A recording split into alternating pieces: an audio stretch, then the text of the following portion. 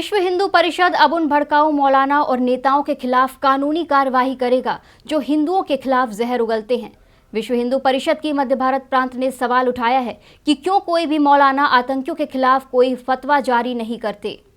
दिनांक स्थान सहित जिसमें इस्लामिक जिहादी तत्वों ने भारत के हिंदुओं के उत्सवों पर, धार्मिक जुलूसों पर, शोभा यात्राओं पर, दुर्गा पूजा पंडालों पर, गणपति पूजा के पंडालों पर उन्होंने हमले किए और यह प्रवृत्ति पिछले 2-3 वर्षों में बढ़ती हुई दिखती है कि इस्लामी जिहादी तत्वों का इतना दुस्साहस हो गया है कि वो बंगाल में दुर्गा पूजा नहीं करने देंगे, महाराष्ट्र में गणपति पूजन नहीं करने देंगे, बिहार में दुर्गा पूजा का विसर्जन होता है तो विसर्जन नहीं करने देंगे।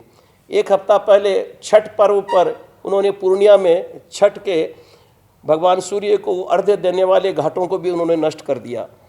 इस प्रकार से एक इस्लामिक तत्वों का मनोबल बढ़ा हुआ है और इसके पीछे कारण है कि अनेक राजनीतिक दल अपनी राजनीतिक तुष्टीकरण के कारण इस प्रकार के तत्वों के विरुद्ध में कोई आवाज़ नहीं उठा था। मुस्लिम समाज के धर्मगुरु मौलवी भी इस प्रकार के तत्व जो बहुत ही अल्पसंख्या में होंगे लेकिन उनके विरुद्ध में कभी भी कोई फतवा जारी करने का दुस्साहस नहीं करते। अधिकतर मुस्लिम समाज इस प्रकार की घटनाओं से वाकिफ नहीं रखता, उसका समर्थन नहीं करता, लेकिन चुप रहता है। उनकी चुप्पी और इस मुसलमानों का नेतृत्व जब चुप रहता है तो इस प्रकार के तत्वों को प्रोत्साहन मिलता है। राजनीतिक दल इस प्रकार की घटनाओं के विरुद्ध में नहीं बोलते और इस वजह से भी उन सबको प्रोत्साहन मिलता है।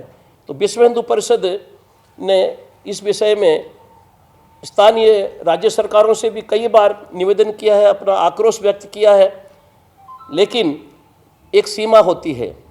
जिस प्रकार से राजनीतिक दलों की तुष्टीकरण के चलते चुप्पी के कारण और मुस्लिम नेतृत्व के चुप्पी के कारण इस प्रकार के आतंकवादी जिहादी तत्वों को प्रोत्साहन मिलता है, एक सीमा होती है। उसके बाद में विश्व हिंदू परिषद, हिंदू समाज अपनी आत्मरक्षा के लिए अधिकृत है। आत्मरक्षा करना हर नागरिक का संवैधानिक अधिकार है और उस अधिकार का प्रयोग करने की स्थिति भी आएगी और जब वो आएगी तो स्थिति एक गृह युद्ध की भी हो सकती है, जिसके लिए पूर्ण रूप से इस तरह के राजनीतिक दल और मुस्लिम नेतृत्व जिम्मेदार होगा।